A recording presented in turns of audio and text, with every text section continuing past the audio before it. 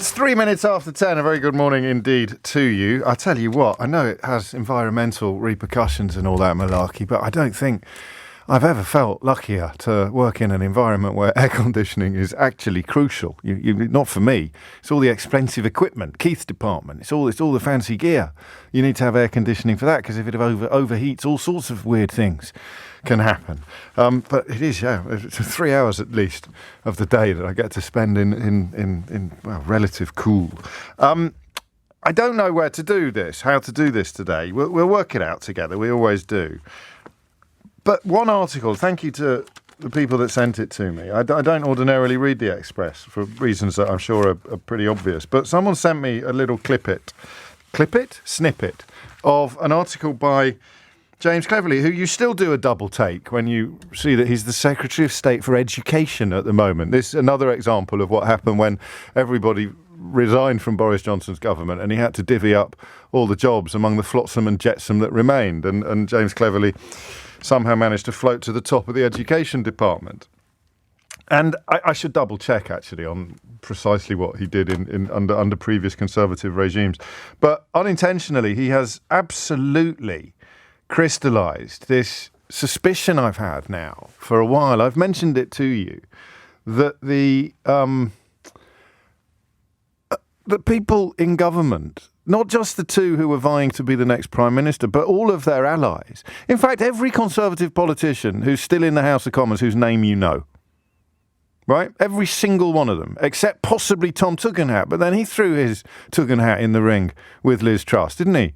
Pretty soon after getting his sandwiches wrapped in a roadmap from his colleagues in the Commons. He knows what she is. I understand ambition. I used to suffer from it until all my dreams came true. But I understand ambition, and he obviously wants a job in government. He doesn't want to be sniping from the back benches for the rest of his career. But for heaven's sake, it's come to something when the nearest thing you can find to integrity in the Conservative Party jumps straight into bed with Liz Truss the minute he gets shown the door by his colleagues. Ian Duncan Smith, I mean, wherever you turn, these people, I am now convinced, don't realise that they've been in charge for 12 years. And I can't actually get my head around this. I've talked to you, let's just bring in two or three of our favourite analogies, right? I've talked to you a bit lately about the cog in the machine. And it's something I really have tried since I got back from my last holiday, which feels like quite a long time ago now, I'm not going to lie to you. I've tried to stay out of the machine. I'm quite lucky like this, because members of government, God knows what's going to happen if Labour get in. Maybe politicians will start appearing on this programme again, politicians in power. But it won't last, because I'll upset them and they'll go scurrying off to more welcoming environments as well. But that you can't be the cog at the moment. The country is so completely crackpot that you can't be part of it. This is a huge problem for the media, because you are part of the machine, and yet the machine is absolutely banjaxed. Keith, I think today might be the day I break the swearing rule by accident, so be on your absolute... No, I know, I'm just searching for words to describe the state of the nation and the state of my thinking. I'm just asking my colleagues to keep one finger very close to the dump button today, that's all, okay? I will also be paying attention and doing my best, but just then when I said the country is absolutely... There's only really one word I want to say at this point. And I can't. And I won't. Everyone relax. But this idea that we're watching the most bizarre circular firing squad, or two bald men arguing over a comb, or however you want to describe it. There was another blooming hustings last night. Another one. I thought it was a joke. I was listening to the radio, and the radio said, oh, and there's another hustings coming up tonight. I thought, oh my giddy aunt, how many times do you have to see these two balloons dancing around in a meaningless ritual that everybody knows how it's going to end already anyway? And neither of them are saying anything remotely sensible. And if Liz Truss says something today, she'll say the polar opposite tomorrow and then claim that the media has misrepresented her the day after. She's ruled out windfall taxes now. Did you know this? She's ruled out windfall taxes because they're a Labour idea and it means that profit is a dirty word. OK, that's fine then. Yeah, that's $5,000 for your energy bills. But hey-ho, the idea that the company's taking billions and billions and billions of pounds out of this country might possibly be taking a little bit too much while you can't afford to pay your energy bill. That's communism, that is. It's communism, according to Liz Truss. Don't swear. It's 8 minutes after 10. So this article by James Cleverly, even by the standards of modern Conservative politicians, he is a truly ridiculous individual. Possibly, and this is quite the crown in a world that includes Robert Jenrick and Nadine Dorries and Ian Duncan Smith. He might be, leaving out, obviously, people like, actually, it's not fair, leaving out the absolute extremities like Michael Fabricant and Nadine Dorries, the ones that actually have the vaguest veneer of being sensible. He's actually nice. I've met him. He's nice. I did a TV show with him a million years ago, and he was pleasant and affable and clubbable in both senses of the word. And he must be the most, or among the most ridiculous of them all, because his inability to be aware of where he was yesterday and what he was doing yesterday when commenting today it's superhuman. It is almost entirely beyond the wit of man to turn and twist and obfuscate this much. Let me get this absolutely right, okay? So let's go back to... let's get this out. So he comes into Parliament in 2015, right? In 2018... he is made Deputy Chairman of the Conservative Party by Theresa May. Remember her? Theresa May, Deputy Chairman of the Conservative. Quite a nice job. It's a job for a schmoozer. It's a job for a wheeler dealer. You're out there meeting the people, raising some money, defending the government, whatever they do. Deputy Chairman of the Conservative Party. January 2018 to April 2019. Defending the government, whatever they do. Gets promoted. Theresa May makes him Parliamentary Under-Secretary of State for exiting the European Union. Whoa, that's April 2019 to July 2019.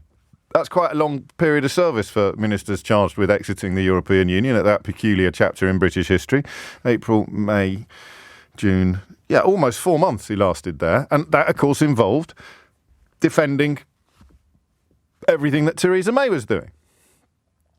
The office was actually abolished in July 2019, so he was made minister without portfolio. She wanted to keep him inside, keep him in the tent. With Prime Minister Boris Johnson by then, of course, makes him minister without portfolio. So he's defending everything Boris Johnson does. Everything Boris Johnson does, because he became chairman of the Conservative Party shortly after that. And hold that position until the 13th of February 2020. So he's chairman of the Conservative Party for 6 months. What happens after that? Minister of State for Europe and North America. The man he's the coming man. Go James. Cleverly the coming man. He's defending absolutely everything Boris Johnson has done, in the same way that he defended absolutely everything Theresa May had done. And then, astonishingly, when there was nobody left to become Secretary of State for Education, Boris Johnson managed to appoint someone who made Gavin Williamson look good. And James Cleverly became Secretary of State for Education in July of this year. And he continued right up until, well, he still is, to defend everything that Boris Johnson has ever done. So let us turn today to page 9 of the Daily Express, where the aforementioned James Cleverly has written an article, I suspect with crayons, because it contains these words. With rising inflation, the highest tax burden in 70 years, and forecasts of a recession, it may not feel as if there is much to celebrate at the moment. Let me borrow your Crayola, Cleverly, and add a few other things to this list. We have energy bills that are reaching into the stratosphere, while the companies that profit from privatisation continue to post the sort of profits that look to the rest of us like telephone numbers. We have water companies pumping effluent into our waterways as if it were going out of fashion, while allowing billions and billions of litres of water to leak away every day, shortly before announcing that the whole country's going to have a hosepipe ban because there's a drought on the way. The NHS is absolutely creaking at the seams. When Conservatives came into power in 2010, the patient satisfaction survey with the NHS was posting its highest ever results, the highest ever levels of patient satisfaction, and then your lot got in. And you proceeded to rise up the ranks by defending and praising every single thing done by every single leader since you got into government in 2019. 2018, actually, when you became Deputy Chairman of the Conservative Party. And you're writing an article in a newspaper that actually contains the words, "We can turn the ship around." And this leadership contest gives us a chance to do so. You can turn what ship around? The ship that you've been on for your entire political career. The ship that not only have you been on, but which you've been telling the people of Britain is a brilliant ship, crewed by the most fantastic people and led by the best captains imaginable, both of whom you saluted as they stood on the bridge. And I can't begin to understand how anybody, and it's perhaps a little unfair to single out James Cleverly, but he's the one that chose to write an article for the Daily Express about it. An article that lists the calamities, some of the calamities that our country is facing, and then says, make Liz Truss Prime Minister and we can fix things. The absolute unawareness or ignorance of the fact that they've been in power for 12 years is off the scale. It truly, today, it truly baffles me. I'm absolutely baffled. And that is really the thing that we're going to talk about today. I'm not going to do the Marvin Gaye, what's going on.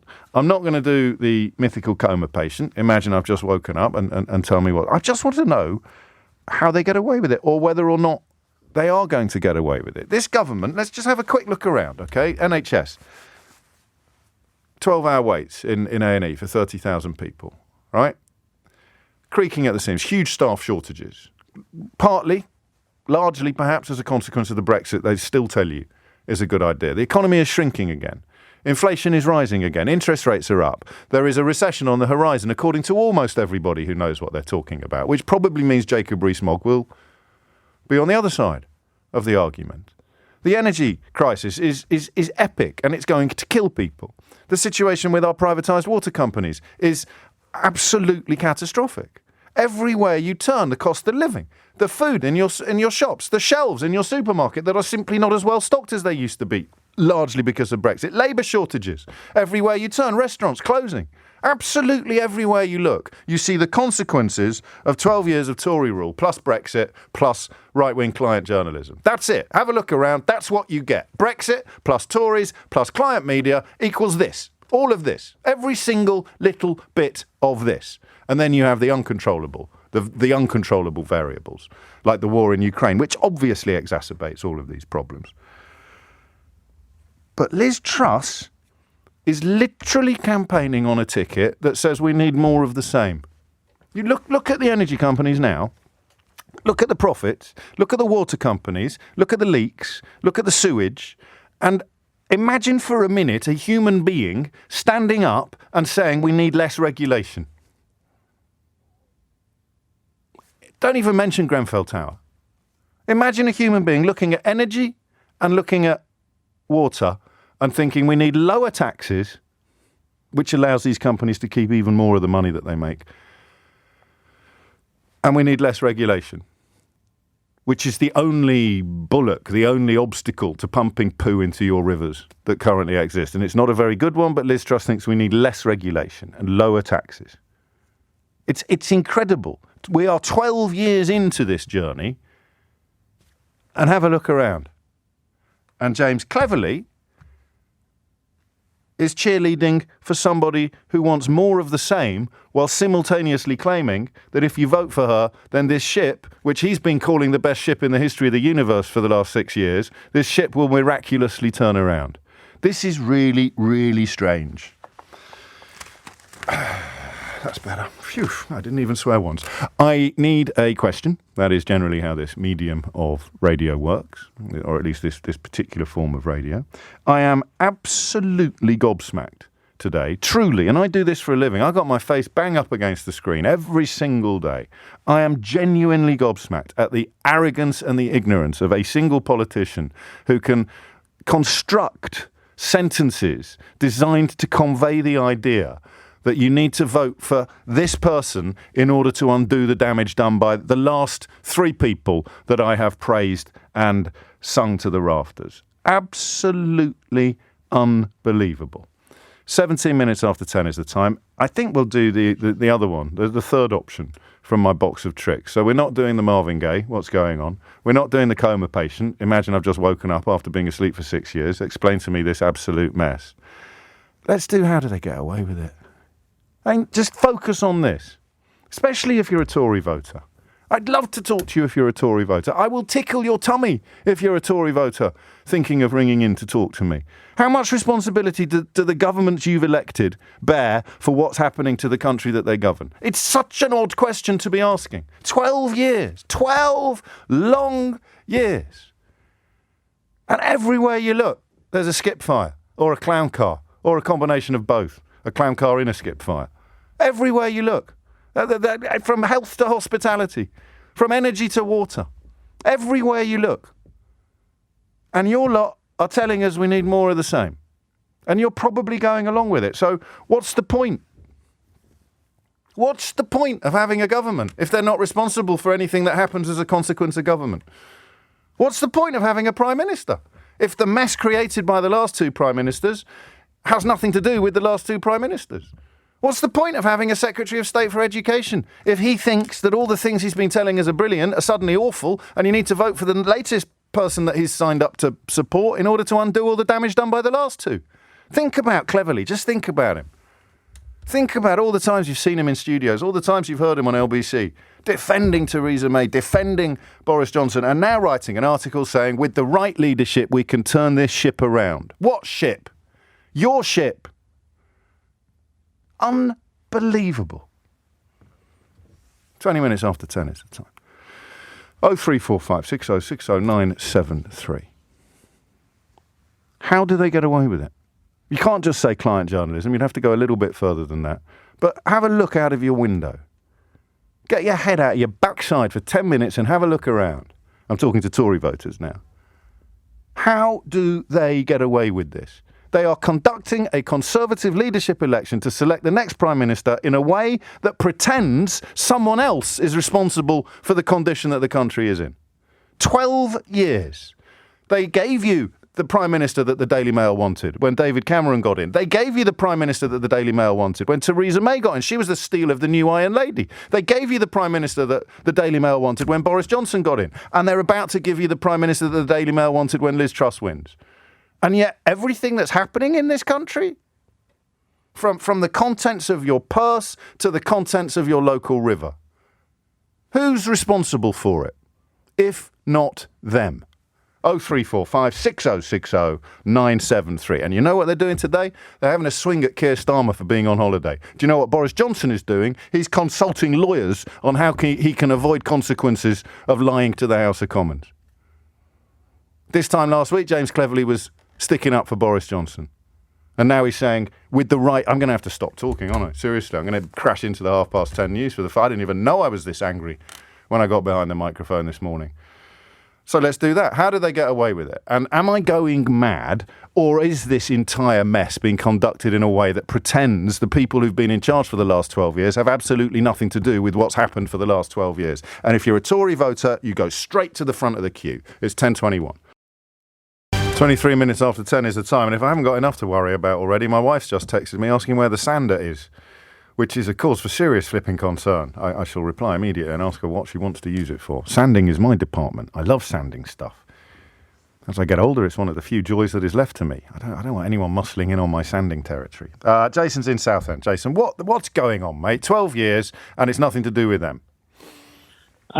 James, I've no idea. I am worried. I've got a small fish and chip shop, nothing glamorous, but it employs 10 people.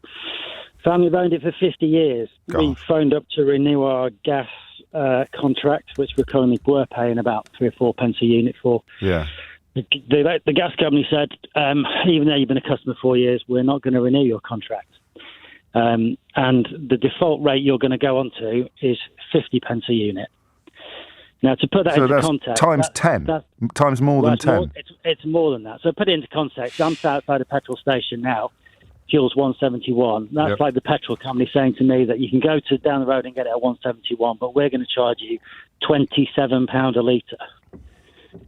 Good God. And we use 125,000 units a year. So my fuel bill has gone from about £6,000 to about £70,000. You're not alone. I don't offer that up as any consolation. We touched on this yesterday and we got overtaken by events. It's because, as you will know, but many people who don't have businesses will not know, that there's no energy cap for commercial energy nothing. supply. And that will include things like schools and I suspect hospitals. I'm not 100% sure, but for now, businesses will almost all be looking at a similar multiple to the one you're staring at now.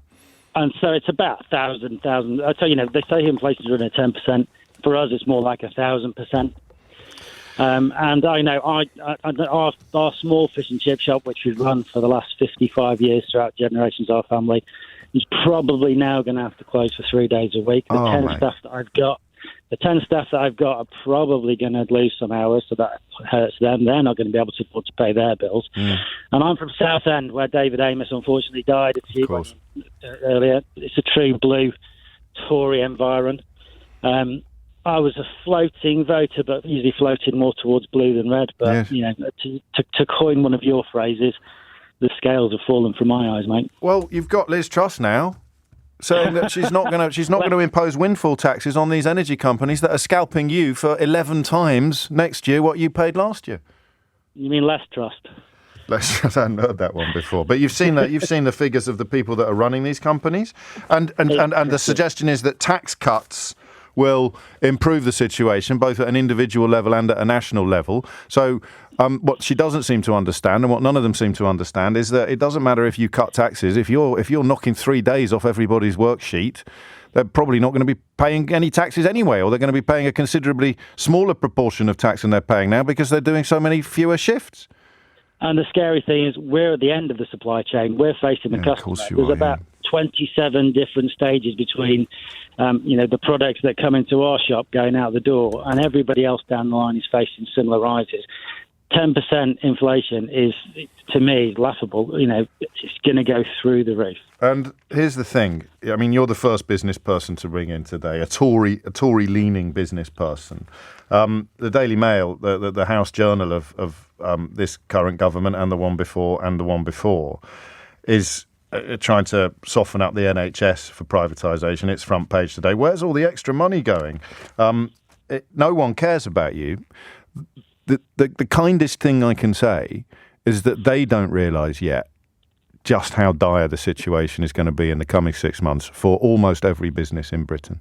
They've not got a clue. Honestly, that's the kindest thing we can say, is that they're just pig ignorant. Not that they're callous, not that they don't care, but they simply do not understand. They do not understand. And this thing's going to grow slowly because, the stuff that we're getting in now is probably, has been manufactured 6 months ago. The non-perishables have been manufactured ages ago. Yeah.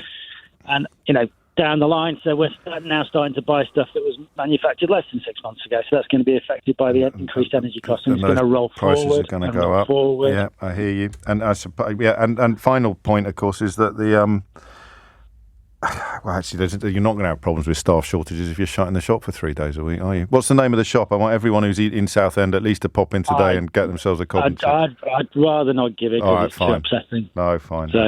That's fine. I understand. I will find you. I sound like Liam Neeson in I will no, it's not. It's Daniel Day-Lewis in Last of the Mohicans. Next time I'm in Southend, I will find you, Jason, and I will buy your fish. I was already had a certain particular set of skills. That's the other one, isn't it? I've got a very particular. When it comes to fish and chips, I've got a very particular set of skills as it goes. I wasn't going to ask this question, but you've changed the direction of the programme actually with this contribution, because I didn't even have that business energy rates on the list of things that James cleverly thinks the government has no responsibility for. I am going to add this question to my list. How screwed do you really think we are as a country? How screwed?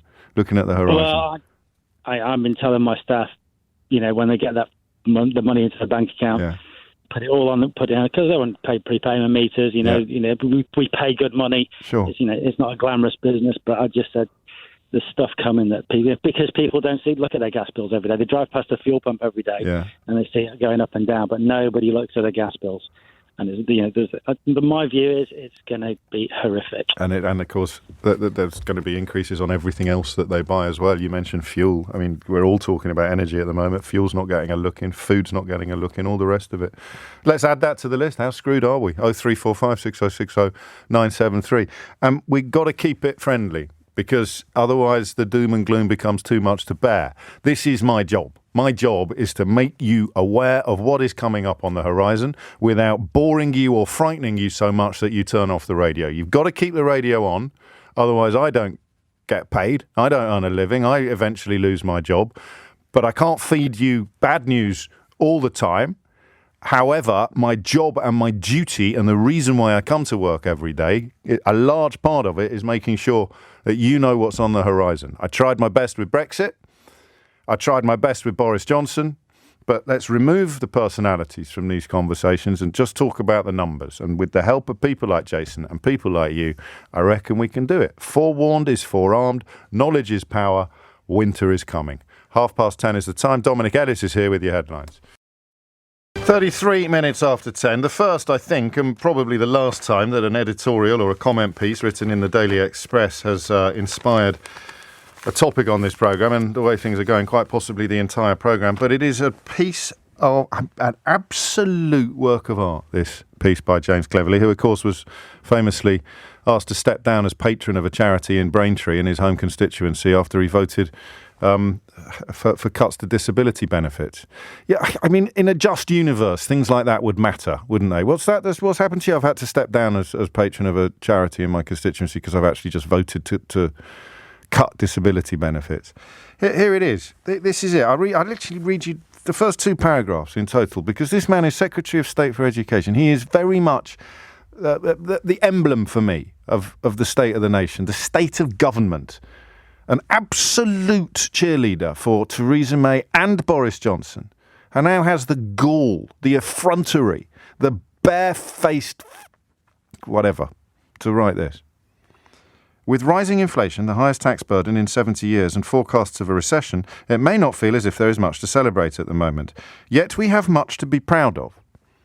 We have a history of defending our allies and bringing the world closer together through trade, commerce and diplomacy. This is a man who supported the ludicrous decision to impose economic sanctions on ourselves by withdrawing from the largest free trade area in the history of humanity. We have one of the world's biggest economies. We have warm banks on the horizon, public buildings that will be set aside so that people can come in for a while and enjoy the benefits of central heating. And the woman that you're backing to become Prime Minister has ruled out windfall taxes on energy companies.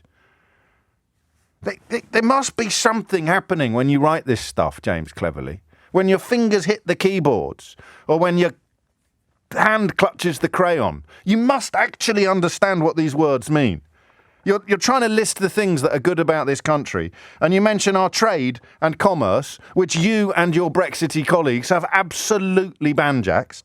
And then you have the audacity to mention the size of our economy, while millions of families in this country are staring right down the barrel of poverty as a direct consequence, in large part, of your party's government over the last 12 years. And do you know what he comes up with, the final line on the list of things? You shouldn't be worried about the economy or the recession or inflation or the tax burden or the cost of energy. Don't worry about all of that. Do you know why? Even our football teams are quite good. He wrote this. And he sent it to someone. He probably showed it to an aide. So what do you think of this, Tarquin? Oh, it's great, boss. Yeah, I sent that in. They'll love it. The Express readers will lap that up. Even our football teams are quite good. And then this, the foulest line of all. There is cause for optimism. We can turn the ship around, and this leadership gives us a chance to. You can turn this ship around by putting into Downing Street someone who's still defending the disaster of Boris Johnson's premiership, still defending the human being that is Boris Johnson, and was a major cheerleader for every single policy that was introduced under Boris Johnson. That's the ship you can turn around. Ah, man alive. I know what you're thinking. Take some calls. All right then. Mike's in Frome. Mike, what's going on? Morning, James. Happy Friday. Carry on, Mike. Right, I'm an ex-Tory voter, 52 years old, lifelong. Happy Friday. I'll try and cheer you up, my friend. It's worked. Go on. James, I can tell you we're in the situation we are across the board. Yeah. We've given up on government, on actually doing government. Government is really boring, okay? I'll take you back a little bit. The media has changed fundamentally very, very quickly. It has, hasn't it? 24/7. It has. 24/7. Yeah. The media want shiny things. They want shiny things all the time. What's this shiny thing? Where's the next story? Where's the next story? It's been happening for years. If you go back 2015, 2016, Boris Johnson realised this very quickly. He gave an interview and he said on record, the way I deal with the media is I make as many gaffes as I can, put out as many policies today, and then tomorrow I'll do it again. Because tomorrow they will have forgotten about what I said yesterday, and then I'll repeat the process, and it carries on. Now, what you're happening with government at the moment, and I'll give you some tangible examples. Look at Liz Truss's policy on regional pay boards. Yep. She stood up, she said it. I dare say she handed a press release to all the journalists. Yep. And there's a document. Now, in good government, the reason we employ tens of thousands of civil servants is politicians have the ideas, the vision. They give it to the civil servants and say, write the policy. And it's hundreds of pages, the detail, the really boring stuff. How is it going to work? How are you going to do it? Of course, what she handed over was a one-page document. Everybody turned the page, and the second page was blank. Well, no, the second page contained the figure £8.8 billion, at which point anyone with a Casio calculator could work out the only way you were going to achieve these sort of savings was by cutting the wages of teachers and nurses and workers, largely in the regions outside the southeast and outside London. At which point she completely abandoned the policy and claimed that she'd been misrepresented by the media. A blatant lie, a Boris Johnson level lie. Correct. My point is government. I'm using it as an example. I know. If that's what she believes, right? Prove it. How are you going to do it? So even your second page, behind that second page, if she is serious, which she isn't, because the following day, where was she yesterday? In Gloucestershire, saying we need to build these Rolls-Royce nuclear power stations here, when she was in Gloucestershire, but they're in Derbyshire. Yep. Okay. Yeah. Now, these power stations, brilliant idea. If you go back to Johnson when he was hanging on for dear life, Operation Big Dog, I'm old enough to remember that. Every day he was given a policy by every department, which he launched. Again, 2-page press release. Okay, I'll listen to any idea any politician has. But the question I'm going to ask is, how are you going to do it? They're not announcing policies. They're announcing shiny things for tomorrow's headlines, and then by the day after, they're all forgotten and abandoned. Exactly. You're right. Will shout about something else. And then the media will shout about something else. That's why the media has forgotten about the Ukraine war, because it's at stalemate. There's no shiny things. There's nothing shiny to look at. I mean, now, eventually, let me finish. I will. This all catches up with you. This all catches up with you. Does it? Because there are days, Mike, when I worry that it doesn't. Well, it is. It has to, doesn't it? Across every single department, there is no detail. There is no plan. And you talk about James Cleverly. Look at how many jobs he's had. Look at how many when they run a government department, they are running fairly large companies employing thousands of people. How many prisons ministers have we had over the last decade? I believe it's about 9. 9 different prison ministers. The prison system is an incredibly complicated, process. Somebody needs to be in place to understand it, formulate the policy, and then deliver it. We've stopped delivering anything. We're just making stuff up. And none of them have had a period in opposition to actually think about what they stand for and what effectiveness or execution looks like. We've talked about the Education Secretary. Just to drive home your point, Mike, the Secretary of State for Health is essentially warning that the NHS is in, very serious challenges coming down the track in the autumn. And just briefly, because there's an awful lot of people waiting to talk, I think you're right. I think your analysis is bang on. They're very good at winning elections and indeed referendums, this particular brand of Conservative, but it's almost as if they've got no interest in actually governing. They're not there to govern. They're there to, we want to be winning politicians. That's the beginning and the end of their mission. James Cleverly being a perfect example of that. Otherwise, how can you move effortlessly from shilling for Theresa May to cheerleading for Boris Johnson to claiming that Liz Truss is the one to clear up the mess made by the last 2 people that you've been praising to the rafters? elections. So Yep. how does this disconnect between the fact that they've been in power for 12 years and the fact that they're now promising to fix the mess that we're in? How can that? I don't get that. I couldn't do that. Could you do that? Well, I couldn't.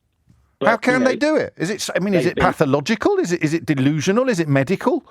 I'm not sure that many of the people that are currently in these Secretary of State positions are competent and capable of delivering it, of actually delivering it. You know, there's a they don't want to. They need. don't care about delivering it. They keep winning elections despite being disastrous. Because if I go back to my original point, Yeah. they're giving us shiny things every day. Because and this is no disrespect to everybody that calls in. I'm a real geek. Okay, I read stuff. You know, I don't do Facebook. I take the time and I do some research. You know, this morning I was reading about Norway. What sort of state is Norway in with their sovereign wealth funds? Bit of a tangent. Okay, very quickly, 1970s, they found gas and oil. They didn't spend it. They invested it. They've got $1.2 trillion in a sovereign wealth fund for a rainy day for future generations. And that word sovereign. Yes. Yeah, they're in the single market as well, aren't they? Yeah, funny that. Yeah, but Mike, you take it. Yeah, I do know what you mean, and you know the challenge is not to make it dry. It's not dry. The Northern European model of taxation, let alone the unique status of Norway, these are things that people would like and could benefit from, but they need a salesman, and at the moment that salesman is not in the building. That is me criticising some elements of the current Labour leadership for not being more on the ball about what alternatives look like, albeit with the constant caveat that there's not a great deal to be gained from offering up those alternatives now, except optics, actually. Mike, take care. Thank you. Joanne's in Selby. Joanne, what's happening? Good morning, James. Hello, Joanne. Quite key to the last conversation. What you've been talking about is the Tory party that is not accountable. Yeah. Our political system relies on constructive challenge. Yes. And I've been around for a long time. I'm a pensioner who is facing energy bills that will be 1/3 of my income in the new year. And I've been looking at politics for a long time. And I think one consistent factor over the last 12 years is a lack of effective opposition. These people can get away with announcing aspirations, calling them policies, then not doing anything about it. They get away with it because of a lack of effective opposition. Now, I am not a Conservative voter. I would love to be able to get behind a Labour Party that I felt had a good opportunity to challenge the Tories and get this lot out of power. I probably will vote for them in the future, but I'd like to see them be more effective. Would like to do so with more of a spring in your step. Can I run something by you? Because I'm conscious of my own biases here, or if not biases, then at least hopes or prejudices. Where are you going to get that picture of the Labour Party? You open up the best-selling newspapers in the country, and I appreciate you're not a slave to the editorials of the Mail and the Sun, but most of the media is. You still have idiotic articles written in the Daily Telegraph, read out during a paper review on the Today programme on Radio 4. We're all, in a sense, enslaved to the news media. So you open the Sun today, page 2 of the Sun, where's Keir? And there's a picture of Keir Starmer mocked up to look like Where's Wally? And that's the big political story of the day. Boris Johnson meeting with energy bosses yesterday. Nothing. They might be later in the back of the paper behind this story about Thomas the Tank Engine. But the big story they've gone for, where's the leader of the opposition who has absolutely no agency or power to change anything at all at this point in British history without a mention of the Prime Minister? So I agree with you. But where do you go to get a full and frank picture of what the opposition is doing in this country? The opposition were castrated by the media in approximately 2009. I agree with you entirely. I listen to you. I listen to other people, government. But you, respectfully, you criticise without any authority to change things. Yes. I would dearly love to hear people like you, instead of talking about the mess we're in, and I'm not criticising you for doing that. Oh, you must feel free to do so. Because we did. I know what you're going to say. No. We're late for the break. Offer up alternatives. Oh, I mean, sorry. no, that's fine. It's not my job. But off the top of my head, a temporary renationalisation of the energy companies, massive windfall taxes, and more help for people with their bills. That, Gordon Brown has said that, and you're absolutely right. Keir Starmer should be saying it too. Well, I'd like to see people like you in the alternative media having a constructive line of attack, an alternative to the things that we can all see, plain as the noses on our face, are going hopelessly wrong. A final Machiavellian thought for you. Very quickly. I do. One, is the ship sinking? Two, do we get all this enthusiasm for Liz Truss just to prove that Boris Johnson wasn't the worst Prime Minister in history? Well, God, anything goes, doesn't it, in the current climate? I take on board your comments. I resist and reject some of them, not least the fact that you don't need to have a master plan for fixing things. You just have to stop putting massive liars in position of enormous power. And the big thing you're going to have to do, and a lot of people aren't ready to do this, but I don't think anyone would accuse me of being shy, you've got to start acknowledging the reality of Brexit, which means getting people like David Frost and Nick Timothy and John Redwood and Daniel Hannan as far away from public discourse as you humanly can, because they are about as much use to British politics at the moment as magic blooming beans. It's 10:48. 10:51 is the time. Here we go. Let's make it personal rather than political. So here's James Cleverly writing in the Daily Express today. She is also right to reverse the national insurance rise, meaning businesses will no longer have to pay more tax for each person they hire. Here is James Cleverly, the same person. It's not just a point about the same party, but the same person. In September of last year, when he voted for that national insurance rise, I'll say that again, when he voted in favour of that national insurance rise, which Labour opposed, he said Labour just voted against extra funding for social care and frontline NHS services. Wow. That's last September.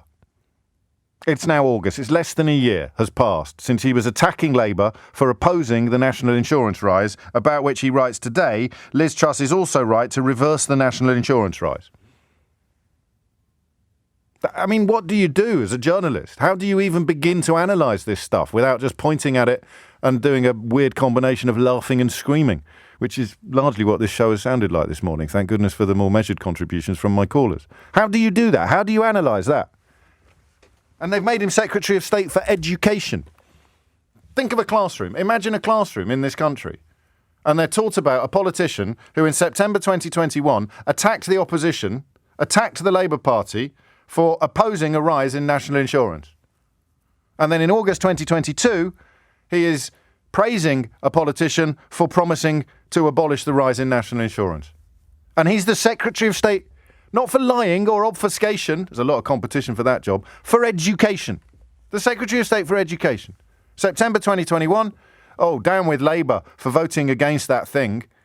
August 2022, up with Truss for promising to abolish that thing that Labour voted against last year when I attacked them for voting against. I mean, what do you even begin to do? And what are the right-wing media going after today? Keir Starmer's holiday that's been in the diary, one presumes, for over a year. So there's a large part of the answer to the question of how, after 12 years of being in charge, can these clowns manage to construct a leadership election based on promises to fix the mess that we're currently in? Terry's in Wealdstone. Terry, what would you like to say? Good morning, James. Lovely to speak to you. And thank you for your efforts in trying to, Fat lot of good illuminate the situation. Well, on a personal level, I'd say I've got about 43 years of political awareness. I'm 59. Oh, yeah. So, around that time. Give or take. At the time of Thatcher's instalment, and I have never known a Conservative Party want to do anything other than cut the public purse. And that used to be a popular phrase with them. Mm. That They're still banking on it. Cleverly says today, every pound taken out of the economy in tax is one less that can go towards investing in the great British businesses that provide high-wage jobs and drive prosperity. I mean, it's a bit thick and simplistic, but it also overlooks the fact that every pound taken out of the economy in tax is one less that can go towards paying nurses, doctors, teachers, firefighters, or anybody who's employed in the public sector. Listen, I mean, we look at someone like James Hunt, Jeremy Hunt. Jeremy Hunt, yeah. sorry. Yeah, I do beg your pardon. That's all right. They've not got a lot in common. Yeah, but, you know, he was kind of the guy who was at one point put in charge of dismantling the health service, and now we're looking at him like some sort of good Tory, you know what I mean? You might be. But I take your point. He comes out. Yeah. I'm not a Tory, you understand? Right. I'm a Labour voter, you know. I've seen from that time that all they he's a walking, talking. He's a walking, talking example of it's nothing to do with me. I was actually in charge of it for 6 years, but it's in a bang old mess, and it's nothing to do with me. James, the last thing I'd say, this party is an intellectual morass. I'd go with that. I mean, if you look at some of the people who've risen to positions of prominence, do you remember when do you remember when we thought Gavin Williamson was the stupidest person that could ever be in a cabinet? And now he's a lord. He's a lord. He's a knight, I think. He's getting a knighthood, not an actual peerage. The peerages are being reserved for the real geniuses like Nadine Dorries and Daniel Hannan. 10:55 is the time. I mean, I will find a way, and I'll think about it this weekend, to speak to the people that like it, because there may even still be a majority loving it. That mindset that I enjoyed discovering so much when Trump was on the march. Trump now, it looks as if he may have been, well, let's just say that nuclear has now appeared in the descriptions of things that the FBI were looking for when they raided his home in Florida. The idea that I love all this because it upsets people like you, is that still out there? Does that still exist? I love the fact that businesses are going to go bust because it upsets people like Gary Lineker and James O'Brien. I love the fact that people can't afford to heat their homes. I love the fact that we're introducing warm banks. I love your Remainer tears. It's incredible, right? But here we are. I don't know. Alan's in Salford. Alan, what do you reckon? 12 years, nothing to do with them. Nothing to do with them, Alan. Nothing at all. Good morning, James. I'll try and race through because obviously I'm mindful of the news in a few minutes. Thank you. A couple of quick things, James, just before my main points. One of the best pieces of journalism and interviewing took place on LBC this week when the genius, Eddie Mair, interviewed Ian Duncan Smith. Yeah. What a job he did on Duncan Smith. And, long live interviewers and journalists, great journalists like Eddie Mair, who and I know has been around a long, long time. You call him Eddie. I call him Sensei. I'm so sorry he's going to be leaving us in a couple of weeks. Me too, but you mentioned the news, mate. You're using up a lot of time. I mean, by all means, use it all to sing Eddie but Mair's praises, but you are, the clock is ticking. Right, and James, it's my second point before my main point very quickly. Keir Starmer, I'm dying the wool Labour. Yeah. But listen. Get out there, mate. Do something. No, we've got things wrong here. He's entitled to his holiday, sure he is, but he should have designated somebody in his absence, Lisa Nandy, West Street, and anybody. We should have been shouting from the rooftops about what's going on here. Yep. Anyway, quickly, Truss and Sunak. Go on. Sunak was a guy who, if you remember his spring statement, gave nothing to the low-paid people on universal credit earlier this year, after just taking £1,000 a year off and thereabouts. Then he was, if you may recall, he was going to offer a £200 loan. He knew what was coming. £200 loan, repayable over 5 years. And they had the gall to call it a grant. Exactly. And then, James, came the package, you may remember, the day after the Sue Gray report. Remember Sue? Now the most famous Sue in the world. Of course. When that came along, let's move on. We don't need to talk about that. The next day came the package. It was a political stunt. Truss has already said, no handouts, no windfall taxes. It's doom and gloom, James. There's a tsunami coming. I think you're right, and I hate it. I hate it for two reasons. I hate it because it's going to hurt a hell of a lot of people, and I hate it because I don't like being the messenger. But someone's got to do it. What are you going to do? We've spoken to a businessman today whose energy bills are going up by 11 times. That's 1,000%. 1,000% increase in his energy bills. I mean, it is genuinely breathtaking. Alan, thank you. I'd like to continue with this conversation, but I appreciate, A, I should probably let some other people join in more, and B, we may need to slightly rejig the direction of traffic. I remain desperate to speak to people who are going to vote for Liz Truss. I mean, the idea that you thought that David Cameron was the bee's knees, you thought that Theresa May was the dog's cojones, You thought that Boris Johnson was the Messiah, and now you think Liz Truss is the answer to all the problems that the last three people have left behind. How does that work? How do you process that? How do you sleep at night? 3 minutes after 11 is the time. I'm going to take on board something Mike said in the last hour about Ukraine, because he's right, isn't he? It does drop off the news agenda. I don't think it's for the reasons he suggested. I don't think it's because it's not a shiny thing or a modern development. I think that the long drawn-out wars of attrition that unfold elsewhere inevitably fall down the news agenda here, and this is one that really shouldn't, because the fate of Ukraine lies largely in the hands of Western allies. I think the stupidest thing I've heard all week, actually the stupidest thing I'd seen all week until I read James Cleverley's article in the Express this morning, was somebody at yesterday's hustings, when they was invited to comment on what would you ask Liz Truss if you could. He said, I just want to know whether or not you're going to carry on leading the West in Ukraine like Boris Johnson has done. And I just thought, good Lord. Imagine, I mean, of all the things facing us at the moment, what you want to ask of the next Prime Minister is, are you going to carry on ringing Volodymyr Zelensky in order to get a few lines of newsprint out whenever things get really, really messy for you at home?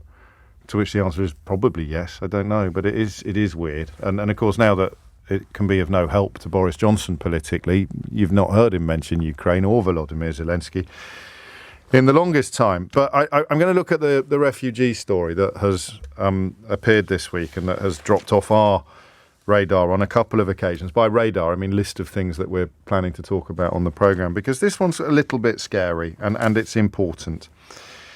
We set up in this country the meanest refugee scheme in Europe.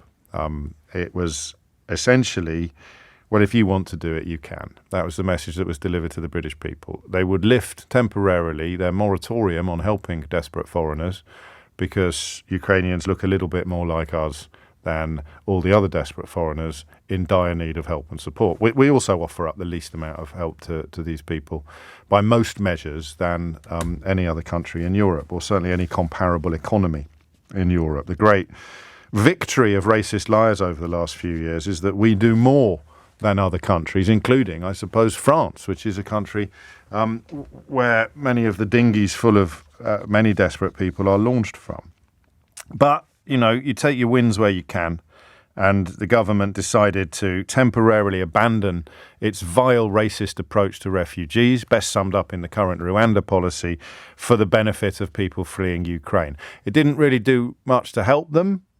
It didn't set up any schemes to help them find places to stay, or at least if it did, they barely touched the sides because most people managed to make their own arrangements. Social media kicked in. We spoke to those amazing taxi drivers that drove all the way to the border and then drove back with people who were seeking refuge. They made a mess of the paperwork. People were stuck for weeks on end in limbo, both metaphorical and pretty much physical, in sort of liminal spaces in Europe that they had no particular connection to, as they checked every day, every hour to see whether or not the email had arrived from Priti Patel's Home Office that would allow them to come to the United Kingdom to stay with a family that was waiting to hear from the council about whether they were going to be vetted or not. It was a complete abnegation of political responsibility. It was appalling what the government did in the context of Ukrainian refugees. But they knew what they were doing. They knew that even though there might be millions of people in this country happy to put a refugee up in their own home, they knew that the kind of people that were most likely to vote for them were not going to give a hoot one way or the other whether or not Boris Johnson's government did anything to help. So they got a win out of it by allowing people to do stuff off their own back, throwing them 350 quid a month and essentially looking the other way and washing their hands of the entire problem. And then for a while it was okay. It was better than nothing. Okay, genuinely better than nothing. And then, well, the clock started ticking and the world started turning, because we're now approaching the end of the first 6-month period. We're now approaching the end of the period that these families and these refugees were slated to stay with their host families. And there's a worry that a lot of them don't want, or their hosts don't want them anymore. just under a quarter. I mean, we're looking at the money side of it. The figures on how many people are actually saying that they are not going to stay anymore are concerning. And I want to know what's going on in your life. I want to know what's going on in your home.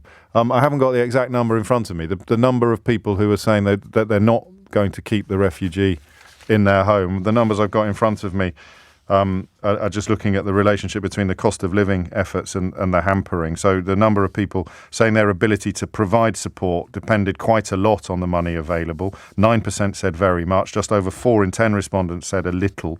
But the number of families that are saying at the end of this 6-month period, we're probably going to knock it on the head. That's what we're going to talk about this hour. And that is actually quite frightening. So what I want is, because I mentioned in the last hour, we have to be conscious of an unleavened diet of unhappiness. So I want some nice stories as well. We spoke to an awful lot of people who were preparing to or already hosting refugees from Ukraine on this programme. We shared our frustrations. The story started, off air. The story started with a friend of mine who'd never really got involved in my work before, but she'd offered to put up a family, a mother and 3 children who were coming out of Ukraine, and she couldn't believe the mess of bureaucracy and the mess of delay and the mess of disorganisation that they were exposed to. And when we started talking about it on the radio, the phones rang off the hook. And now we're looking at a quarter of Britons who took Ukrainians into their home, wanting to end the arrangement after 6 months. I want to talk to you if you're in that category, but I also want to talk to people who've had a really good experience. Right? I think we probably need to hear something like that at the moment. And it's important, as Mike reminded us in the last hour, not to take our eyes off these issues. I've not got particular criticism for people who come to the end or are coming to the end of that 6-month period and deciding that they don't really want to continue. I've never thought that it is helpful. Well, unless you're a racist and you say something like, well, if you like them so much, why don't you put one in your own back bedroom? I've never thought it was helpful to presume that everybody who believes in humanity and believes in helping refugees, as of course Winston Churchill was one of the architects of these policies, should be personally responsible for housing refugees. So you've done 6 months, you've done your bit, you're coming to the end of it. I completely understand why you may feel that you want your privacy back, you want your home back. You've helped people escape the initial aftermath of war, but you are not necessarily in it forever. I really mean that. I don't want you to feel alienated, unwelcome, or worried about ringing in because you're going to get torn a strip off. Also, it may not have worked out for a whole number of reasons. What I do want to know is what happens next. What I do want to know is what happens to these families. So if you are one of these families and you're coming to the end of your tenure, what's going to happen next? But on top of all of that, I just want experiences. I want stories. I want to know how it's worked out for you. And I want some happy stories, some nice stories as well. If you hear the numbers now, you will get through. And I suspect, given that getting through in the last hour was almost impossible, I suspect that it'll be a bit easier to get through this hour because the invitation is directed so specifically at people with direct, live, current personal experience of the issues that we're discussing. So how has it worked out? 0345 6060 973. This is the James O'Brien programme, so I have to add the next question.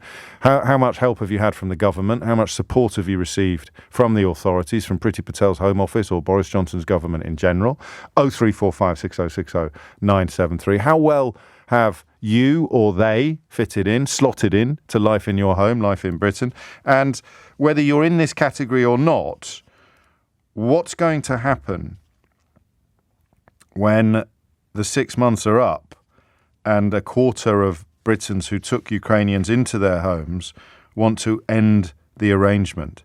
The Telegraph reports that this raises the prospect of thousands of refugees being made homeless. And that's something where the government really could step in and do what it didn't do last time round and actually have registers and systems in place so that people who didn't take in refugees the first time round might take them in the second time round. That strikes me as something that the Home Office could have been working on for the last 6 months.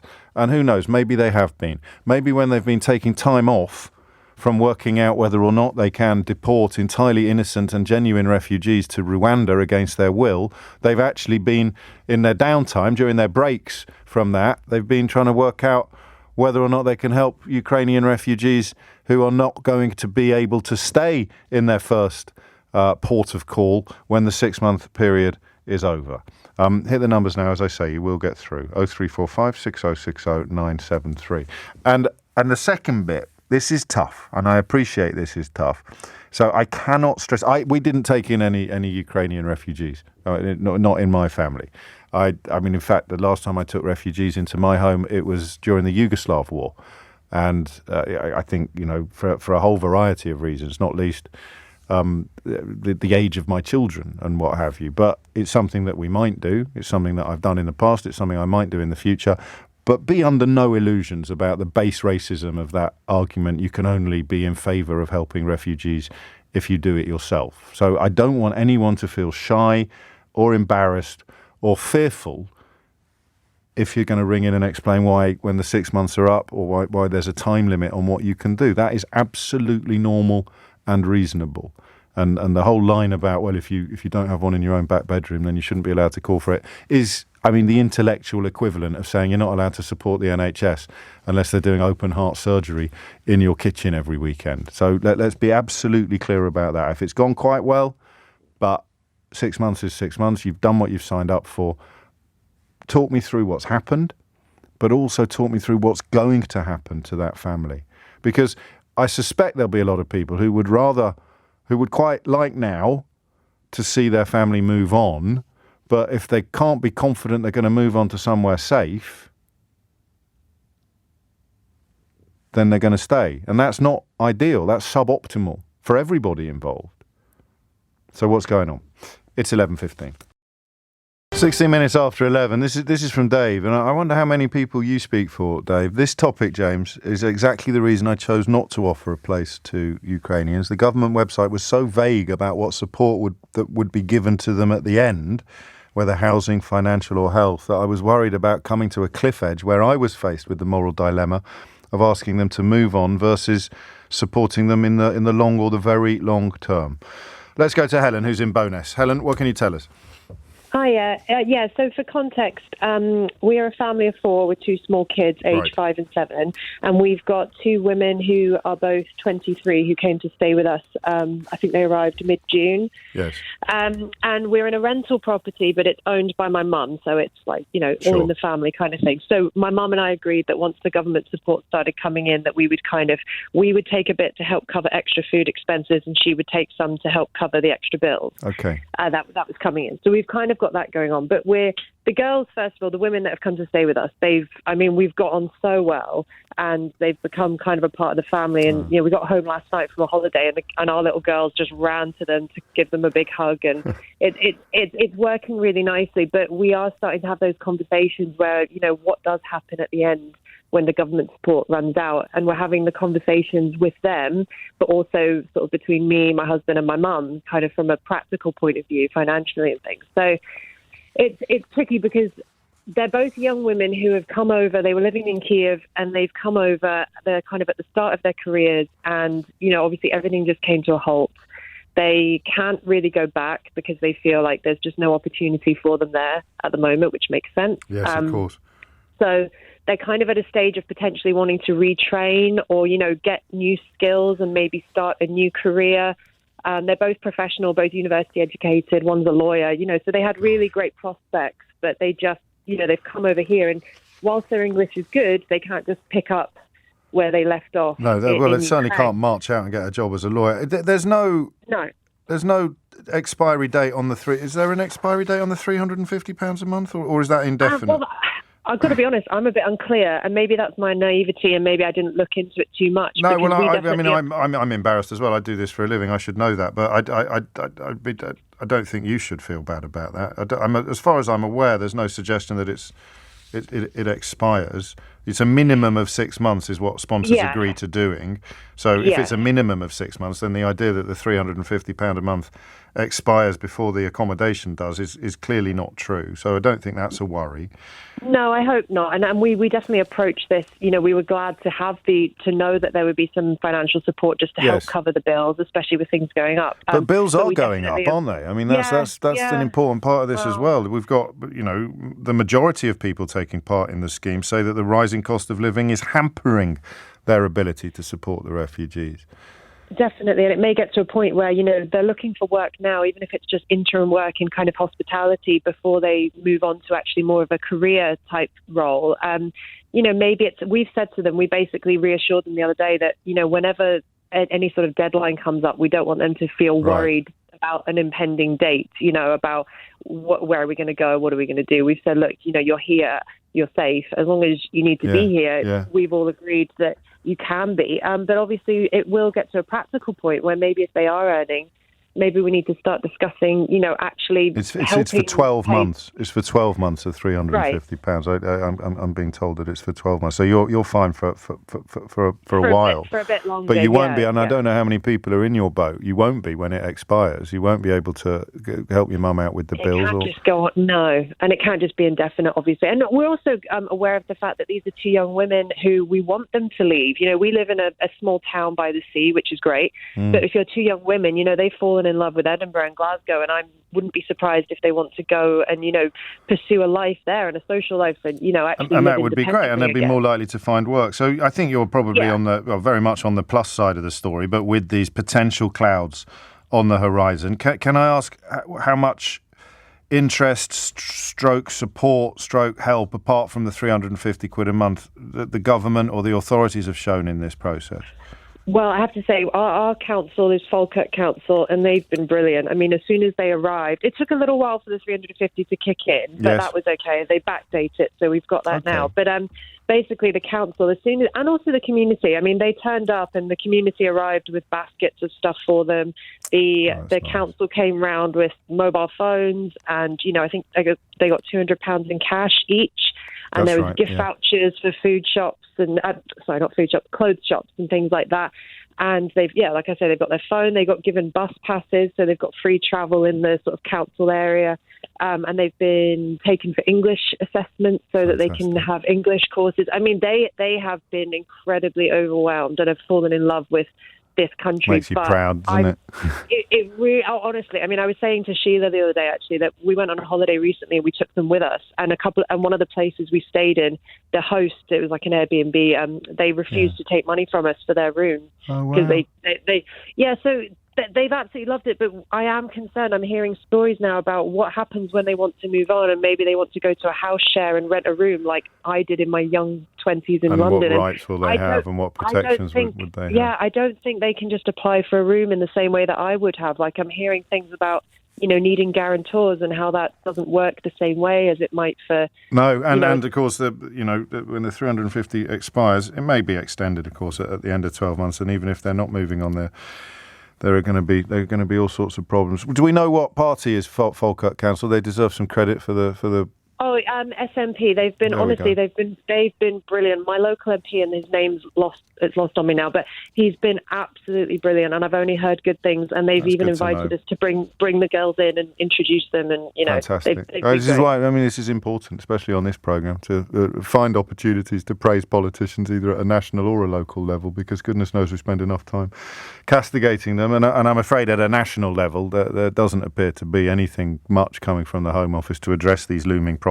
But and in their defence, they're very, very busy at the moment fighting legal battles to protect their plans to deport completely innocent people to Rwanda against their will. Deborah is in Burnley. Deborah, what would you like to say? Hi, James. Hello, Thanks Deborah. for having me on. You're very welcome. Hi. I've got good and bad stories to say, really. Most of it good. I have two ladies staying with me, a mother and a daughter. The daughter is 18. They've been here since May. Yeah. And the daughter's booked a flight to go back on the 23rd of this month, to which I'm shocked. Why? She's really... why am I shocked, or why she booked to go back? Well, both, actually. I mean, I think you're probably shocked because the war's still going on. Yes, Yes. and I think they came here for safety reasons, and I don't think that situation's changed. I think she's going back because she's 18. Right. She's not met anybody locally of a similar age. Right. She's found work. I found both of them work. Oh, yeah. So they're both working, which is great. And she's going back without her mum. How does her mum feel about it? Her mum's devastated. Oh, no. Her mum's absolutely devastated, and cried a lot. Oh, no. And also about the concern of she thought that we wouldn't want her once her daughter had gone back, Right. which is not the case at all. So you've reassured her about that. Absolutely. But you haven't been able to change the daughter's mind. What reasons does she give? I mean, she's just miserable, is she? She's miserable, yeah. Right. And lonely. We've got daughters of our own of a similar age. My youngest daughter's 20, but doesn't live here anymore. She's got her own home now. Right. But they don't speak any English, and this is where the problem lies. Right. From day one, it was very difficult. Yeah. Everything they've done, I've had to do for them. So registering everywhere, filling all the forms in, applying for universal credit. Oh, God. In the first instance, applying for jobs. I've done everything with them. They also don't drive. No. The daughter wants to see some of this country while she's here. Of course. But we live in a town with very poor commuting. She'd like to go to Liverpool and see Liverpool. Yeah. But unless I take her, she can't. She can't in do the that. car. She can't use public transport to get around. No, because there isn't a train. There isn't a bus that goes to Liverpool. I thought levelling up was going to fix all that, Deborah. Yeah. When's this going to happen? I don't know. It's coming, but then so's Christmas. Yeah. So you're right when you talk about positives and negatives. See, I hope you're not beating yourself up at all, because it doesn't sound as if you could have done any more, but you're going to be pretty gutted when this girl leaves. Absolutely. I think the mother's going to struggle so much. They are company for one another. The mother's met people. The mother's working at a big... Can I say the name? Yeah. Yeah, the mother's working at Boohoo. Okay. Which it's got a very enormous packing warehouse here. Yes, okay. And there's lots of Eastern Europeans, so that's great. So she's met lots of people that she can communicate with. Fantastic. But the daughter hasn't. And that's it. That's so she's weighing up the pros and the cons, and astonishingly deciding that she'd rather return to. The immediate threat to Kiev is less than it was when they fled, but still, it's a country at war. Listen, I'm going to say something that may sound stupid, but it isn't stupid. It's designed to reassure you, and it was only announced yesterday, so you may not have seen it. McDonald's are going back to Ukraine. They're reopening branches in Ukraine. So that speaks of a country where the conflict is now confined. I mean, the battlefronts are a lot less fluid than they were for the first few months of the war. And so if McDonald's think they can reopen, then I hope you'll derive some reassurance from the thought, well, things are a lot safer than they were when she left, and she's going back to a different country. But of course that can change, that can turn. And how much support from outside? I'm surprised that you haven't been able to get lessons or help with the English or just something like that, you know? Well, they did get help with lessons. As soon as they got here, they had lessons, which within the first week I got them signed up for that. But then they both got jobs, including the daughter. Right. She's got 2 little jobs. Gosh. She's a clever girl. She was at the best university there is in she's Kiev. depressed, isn't she? She's really so. The jobs she's got are cleaning jobs, which she wants, which she apparently she's doing a good job of. But she wants to use her brain. She wants to do her second year of university, which is why she's going back. Kid. I totally get it. And the university's open, is it? She thinks it's open. Yeah. Yes. No, I'm sure. If they're opening McDonald's, I'm sure the university's open as well. But I'm conscious of this being a radio phone-in show, and therefore quite an artificial context in some ways. Although I hope not in many. I'm very conscious, and a lot of people listening will be very conscious that you don't blame yourself for her going back, because you've played a blinder. You've done a hell of a lot more than most of us would do or have done in these circumstances. We've tried to support all we can, because we can certainly empathise with the situation. Yeah. We've got daughters of our own, you know. Yeah. like your last caller, I must big up our local council. Good. They've been very supportive. The payments came through pretty quickly. We got people at the house to support us, came through to make sure that we had everything we needed. They've been great. They are telling us that that welcome payment that we receive every month, yes, they've not had that off the government. Really? Our local council is paying it us, but they still haven't had it off the government. Is that known? Is that a widespread experience? I don't know, but I get a monthly phone call now to make sure that they're still here and everything is okay, etc., etc. And I spoke to the lady on Monday of this week, and she said, we've still not had it off the government, but obviously we're honouring your payment. Well, I'll get Theo Usherwood to look into this when he gets back from his holidays, because that's which I think is on Monday. I mean, I'm not kicking it into the long grass. I'm not doing a Boris Johnson on it, because that's interesting and unfortunate. But we must look for silver linings, not clouds. And it's great that the money is making its way to you, albeit from the coffers of Burnley Council as opposed to the coffers of central government. Deborah, thank you, and well done. I hope that doesn't sound patronising. It's an amazing thing that you've done, and I can see how torn you are by the way things are unfolding. Dominic Ellis is here now with your headlines. It's 11:33. Here's a text, and I think I completely empathise, sympathise, understand, whatever the right verb is. Myself and my partner have taken in a mother, aged 63, and a grown daughter, aged 26, in April. We're so glad we were in a position to help. However, we would like them to move on. We asked our local council what support would be available, and we were told nothing. We need to help them find somewhere. We're worried that there's no council housing, while private renting is just so expensive, along with rising living costs. I'll interject here to remind you what would happen if there were to be found council housing. You could set your clock by the amount of time it would take the likes of Nigel Farage and his diabolical fellow travellers to start complaining about Ukrainians being given council housing instead of indigenous Brits, or whatever phrase they're using this week. So they had careers in Ukraine. However, like many, they have low-income jobs here with limited English. We have moments of having lovely company time. However, they often keep themselves to themselves. They're very much not fully integrated into the family, especially the mum. It makes my home feel a bit uncomfortable, which increases my anxiety. We definitely wouldn't see them homeless. However, we would like our relationship to continue in a good light and offer them some support moving forward. I'm so pleased the daughter seems to be settling into life here and socialising. However, the mother has not found any friendships yet. We just don't know what to do while maintaining our good relationship. And that's the one, isn't it? That's what worries me. In that's good people doing good things, but not really wanting to do them indefinitely, forever, or no help, no. I mean, it is astonishing that the Home Office has found the energy to come up with this despicable Rwandan scheme when it could simply have been working out what to do with these Ukrainian families in the event of the war dragging on. And the original hosts, quite understandably, I really can't stress this enough, the original hosts wanting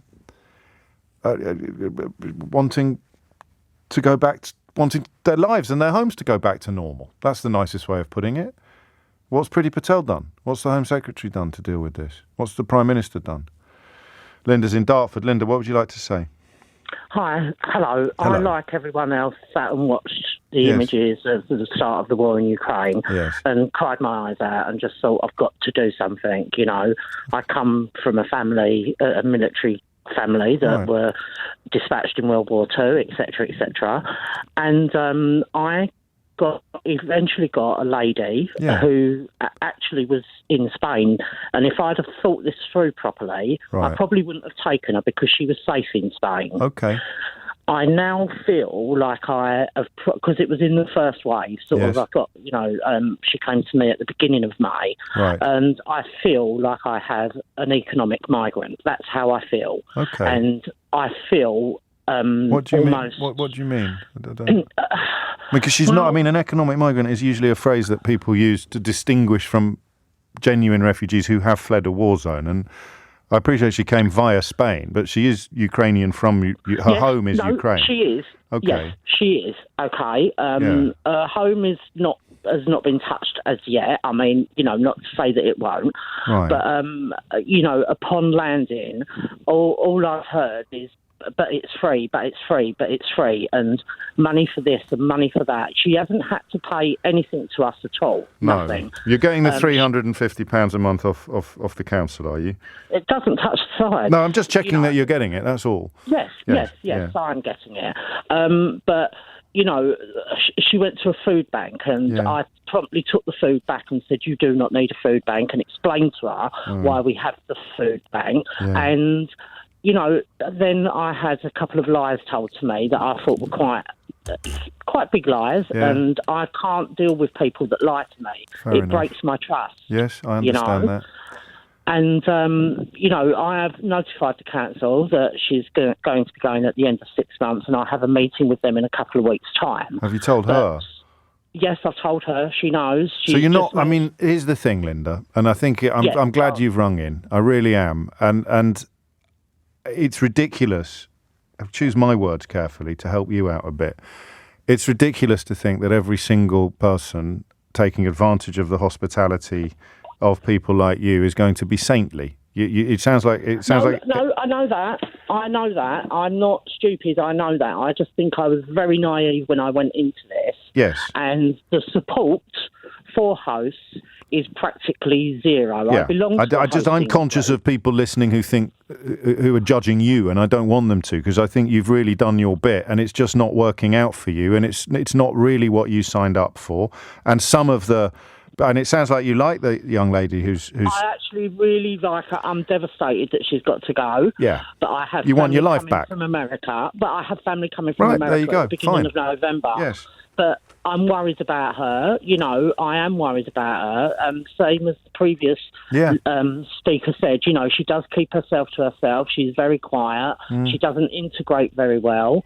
But... but I love her to bits, to be quite honest with you. Lies and everything. Yeah. But I can't... What were the lies? I need to know. Sorry. You know me, I'm a nosy beggar. What were the lies? No, it's fine. She didn't have a job, and her and her friends went off to Italy for 5 days. Yeah. But she told me that they were going to do a summer camp for Ukrainian children in Italy. And it was just a holiday. It was just a jolly. It was a holiday. All right. And do you know what? That's fine. That's fine. But don't lie to me. Yeah. I'm not going to tell you what to do. It's that, you're a grown woman, but don't lie to me. And I found out. I'm with you. How did you find out? You've really got me going now. How did you find out? Well, I'm very good at looking up things on social media. Okay. So she was putting her holiday snaps up there, and there weren't any little Ukrainian urchins in sight. No. All right. And, it's unfortunate, isn't it? It's very unfortunate, and so what really happens then? What do they say when you've told the council you've got a meeting in a fortnight? But I mean, Well, they've said to me, right, we're coming to see you on the 30th of August. I've got no time or nothing. I'm trying to contact them and say, what time, because she's just started a job, literally this week. Right. So I need, and I need her there, obviously, and I want to translate her there. She's completely aware of what's going on. Of her leaving date. She's completely aware of that. We use Google Translate. It works quite well. Okay. Her English is coming on. But, well, I think you've done everything right. Hopefully, the fact that she's got a job is going to make it a lot easier for her to move on. I hope so. I cried my eyes out when I told her. I bet you did. She was like, I'll be fine. Linda. But, it's not. You deserved a bit more help, didn't you? You deserved a bit more help, I think. Not just me. We all do. I know. We all need more help. They've privatised it in a way. It's like they've privatised refugees. They've farmed it all out to... You're the private sector here, Linda. I think they've played on our emotions. Of course we all saw those images. And then they've claimed the credit for it. To help. And then they've claimed the credit for it, when they've not really done anything. But, there are good stories, trust me, there are. Well, yours isn't a bad story, apart from the cheeky little fib about her holidays. Yours is a nice story, and she's reassuring you that she's going to be okay, so there's clearly a bond there, and you've built a bond there. But like you say, you need your room, you've got family coming, you need your life back. And I think, thank you for what you've done is from other members of this community. This country is the least we can say. But it is surprising to me that when you hit this expiry date, it sounds as if it's every man and every woman for herself, really, isn't it? Yes. By the looks. Yes, Keep me posted. Let me know what happens at the meeting. All right, ring us back. I will Talk do. to Thanks Eleanor. ever Just so because much. people listening will want to know now, because now they're concerned. Now they're invested in the story. But thanks for what you've done, and thanks for sharing the story, Linda. Okay, no problem. Thank you. Thank you. You take care. Adam's in Market Raising in Lincolnshire. Adam, what's your story? Yeah, so I signed up as soon as the Homes to Ukraine scheme opened. Yeah, we spoke before. Back. Did we speak at the time?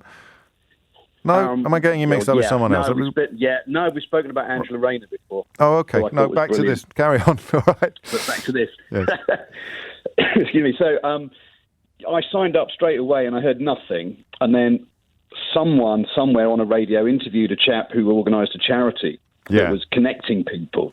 And so I sent a donation and found the website, sent a donation. And after about 6 weeks of hearing nothing, I got a phone call from Ukraine from a guy called Sergei, who said, we found someone called Svetlana who is your age, and we think that you two will go together. Okay. And we had WhatsApp chats for 3 or 4 weeks with Sergei as well, so that he could see everything was above board. And then all of a sudden, I got all of her details and said, please apply for the visa. We're shipping her from Kyiv to Warsaw at the weekend, and it'd be great if you could pay for her flight. Right. And so I filled in all the details, got the permission to travel letter from the government, emailed that to the charity. Gosh. A friend and I went halves on a flight from Warsaw to Birmingham, and I went and picked her up in the middle of May. Right. How's it working out? And it's great. She's been here ever since. She loves it. Oh. She barely speaks English, but she can say beautiful and paradise, which she says lots of times. Oh, bless. We had lots of support and help as well from friends and from the local town council, paid for her SIM card and her phone. Brilliant. Lincolnshire Council have been really good. Yeah, it's a shame about the English lessons, isn't it? It's a shame that there is not. Yeah. And that's partly, I think, David, that was English. austerity, wasn't it, when they shut all the evening classes and there would have been... Yeah, there's no English lessons at the minute. It's a library.